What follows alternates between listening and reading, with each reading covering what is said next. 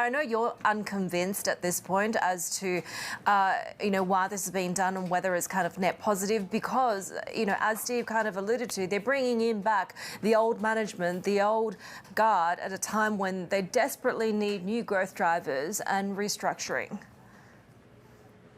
Well, I think this new management change definitely a surprise to the market, and overall, I think it's kind of a market neutral event. I'm not as positive as other people. I think this management change needs some time to for the market to monitor to see whether it can reboot the company and can bring a new growth driver to Alibaba.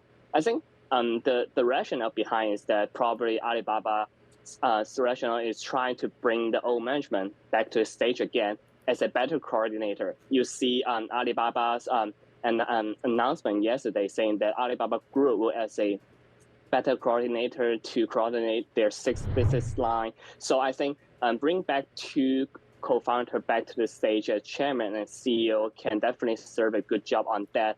While obviously you see cloud business, the growth are slowing in the recent quarters. So I think Daniel Zhang previously already proved that he's a great business leader and did a good job in the previous development of Tmall and e-commerce business. So I think now Alibaba probably needs him to focus more on the cloud business in order to boost the growth. I think that's the rationale behind this management change. In the time, it's fascinating to me that Joseph Tsai obviously recently has been better known for being a prominent proponent when it comes to blockchain and cryptocurrencies. These are activities that are still largely illegal in China. Does that give you, I guess, a hint as to where that focus might shift?